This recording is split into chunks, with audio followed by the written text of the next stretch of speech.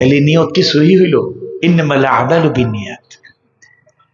রোজা রাখি কুতিবা আলাইকুমুস সিয়াম, একটা মাস রোজা রাখা আমাদের উপর আল্লাহ তাআলা ফরজ করে দিলেন।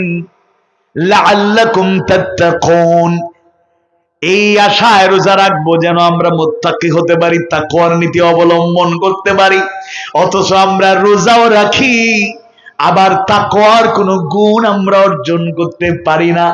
ঠিকই সুদের কারবার চলে, ঘুষের লেনদেন চলে, অবৈধ লেনদেন চলে, ওজনে কম দেয়া হয়, মানুষকে ঠকানো হয়, ধোঁকাবাজি প্রতারণার আশ্রয় নেওয়া হয়।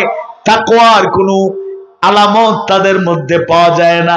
প্রথমে যেই উদাহরণ দিয়েছিলাম সেটা হলো সালাত। সালাত আদায় করছি, আল্লাহ মাফ করুন, কবুল করুন, সাহায্য করুন, নামাজও তো কবুল হচ্ছে না।